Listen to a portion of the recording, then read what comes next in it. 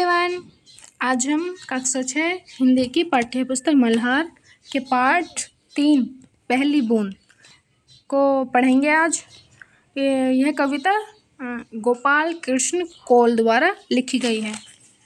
तो आइए देखते हैं हम पहली बूंद।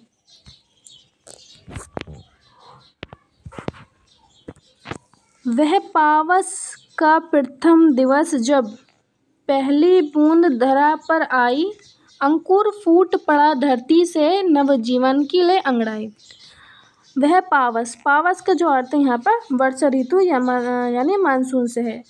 और यहाँ पर जब एक दिन जब वर्षा ऋतु होती है, जब धरती पर पहली बूंद आती है, तो उसमें जो धरती के अंदर जो बीज होते हैं, बीज वगैरह, तो उस पर जब बूंद पड़ती है एक, तो वो जो अंकुर होता है, अंकुर का जो अर्थ है वो है बीज से, जो वो फूटने लगता है, मतलब उगने लगता है, ऊपर बाहर आ जाता है।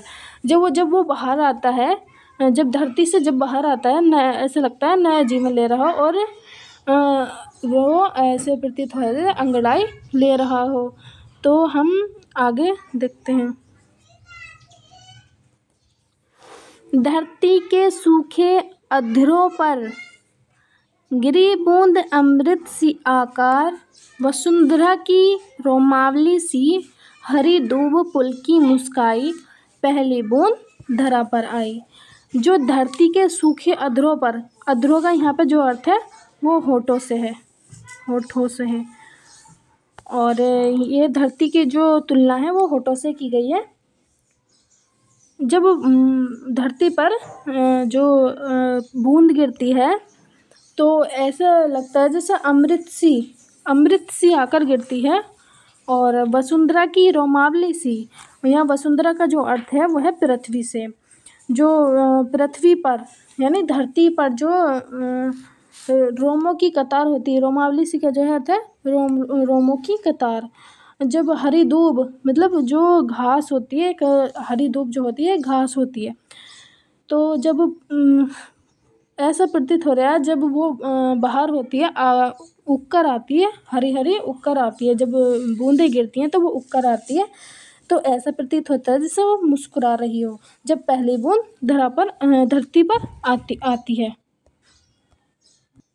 तो हम आगे देखते हैं।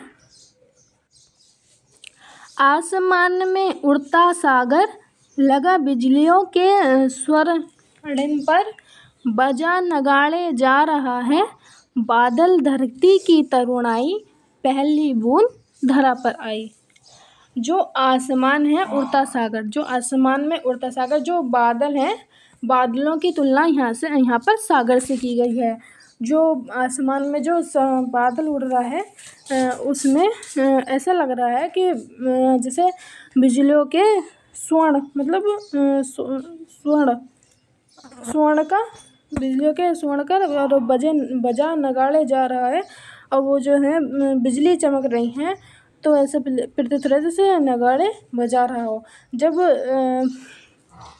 जब बादल धरती की तरुणाई, बादल धरती की तरुणाई, जो बादल हैं, जब बादल हैं, तरुणाई के जो अर्थ हैं जवानी से है। तो जब उस पर पहली बूंद आकर गिरती है, तो ऐसा लग रहा है जैसे कि जवानी से मिल गई हो, ऐसा प्रतीत हो रहा है। तो हम आगे देखते हैं। नीले नयनों सा यह अंबर, काली पुतली से ये जलधर, करुणा विलगित आंसू बहाकर धरती की चिरप्यास बुझाई, बूढ़ी धरती सस्या श्यामला बनने को फिर से ललचाई, पहली बूंद धरा पर आई। जो नीले नयन है, नयन का जो अर्थ है वो आँख है।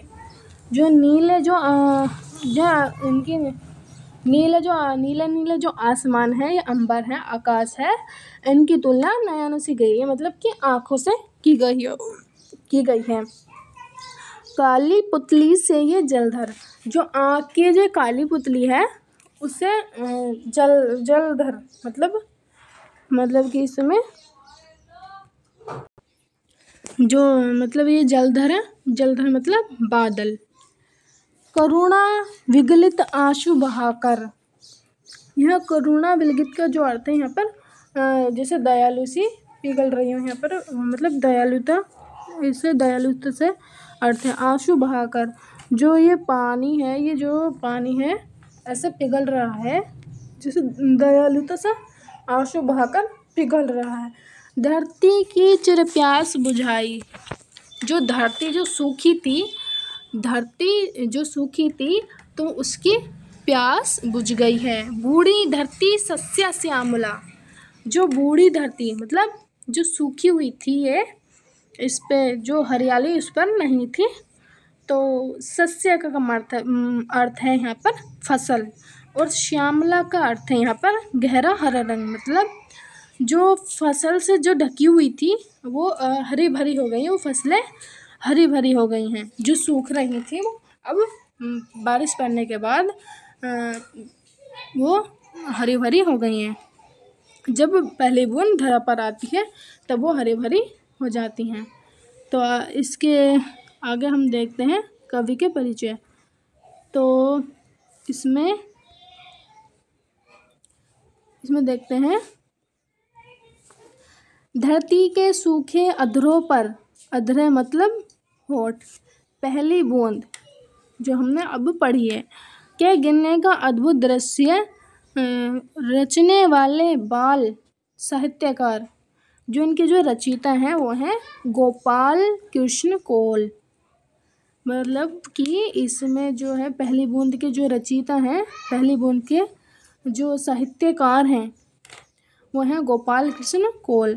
इनका जन्म 1923 में हुआ था और इनकी मृत्यु 2007 में हो गई, और इनका जो जीवन काल रहा है 1923 से 2007 तक रहा है। गोपाल कृष्ण कौल ने बच्चों के लिए देश प्रेम, प्रकृति और जीव जंतुओं से जुड़ी बहुत सी मनोरम कविताएं लिखी हैं।